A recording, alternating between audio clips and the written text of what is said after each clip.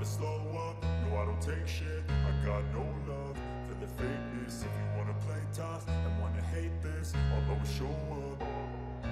I don't ever slow up, no I don't take shit. I got no love for the fakeness. If you wanna play tough and wanna hate this, I'll always show up and make a statement. I don't ever slow up, no I don't take shit. I got no love for the fakeness. If you wanna play tough and wanna hate this, I'll always show up and make a statement. Everything.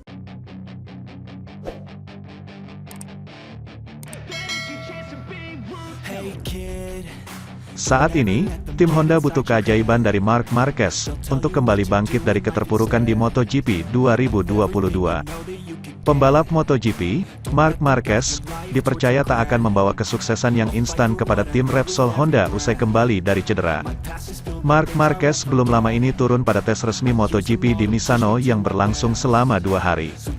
Pada tes tersebut, Marc Marquez memulai kembali beradaptasi dengan motor RC213V guna persiapan kembali ke kejuaraan MotoGP.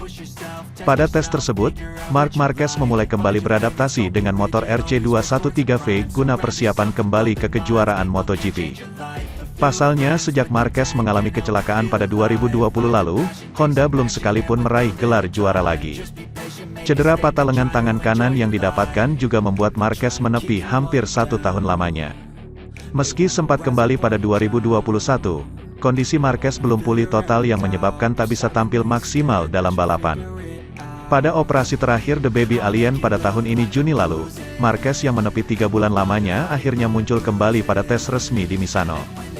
Dia berhasil menjadi pembalap terbaik Honda pada uji coba tersebut dengan berada di urutan 13 secara keseluruhan.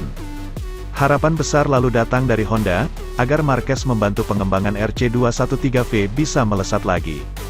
Namun, proses tersebut disebut adik Marc Marquez, Alex Marquez, tak akan berjalan dengan mudah. Hal ini karena Marquez sudah menepi cukup lama dan harus melihat ulang performa RC213V secara keseluruhan. Iya, saya pernah mendengar cerita itu tapi, lupakan saja, itu tidak bekerja seperti itu, kata Alex Marquez dikutip dari motosan.es. Tidak, sekarang tidak, MotoGP telah banyak berubah. Marc tidak akan sampai di sini dan, semuanya tiba-tiba Honda menang lagi, tidak mungkin. Saran Marc akan membantu Honda, tetapi masalah Honda bukan tentang pembalap. Kita semua telah melihat Marc melakukan keajaiban, semoga dia akan melakukannya lagi ketika dia kembali. Terlebih lagi, saya pernah mendengar dia pernah menang dengan motor yang lebih buruk dari yang ini. Tetapi, saat itu, kejuaraan sangat berbeda. Saat itu, Anda memiliki balapan yang buruk dan Anda finish ke-6, sekarang, Anda memiliki balapan yang buruk dan Anda finish ke-12. Sementara itu, Technical Director Aprilia Racing Romano Albesiano mengatakan perjuangan timnya di MotoGP masih panjang meski musim ini telah meraih 8 podium, itu disampaikannya usai tes Misano.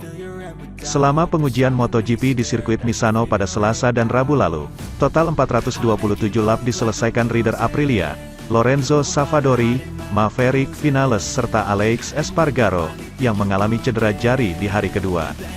Saya sangat senang mengetahui hasilnya dan dengan bagaimana kami bekerja sama untuk meningkatkan motor tahun depan juga, ujar Vinales yang sangat termotivasi setelah sukses meraih 3 podium dalam 4 race terakhir.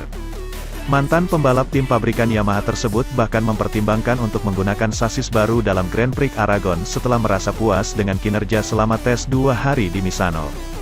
Sementara itu, Romano Albesiano lebih memilih melakukan pendekatan analisis mengenai kinerja Aprilia. Sang technical director berusaha keras untuk tak cepat merasa puas, berusaha meredam antusiasme dan harapan berlebihan.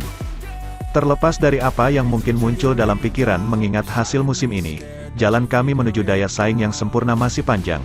Kami belum puas dan tidak akan puas sampai kami dapat menutup gap RSGP, ujarnya dikutip dari Speedway. Kami sudah mengerjakan ide-ide yang kemudian akan menentukan prototipe untuk 2023, tetapi proses analisisnya harus selalu cermat karena risiko salah langkah selalu mengintai di tikungan berikutnya. Ada konsep yang tampak berhasil dan yang lainnya tidak membawa progres jelas. Setelah menyelesaikan begitu banyak lap, kami harus pandai menganalisis data yang terkumpul. Kami di level bagus, jadi kami tidak bisa memperlambat pengembangan.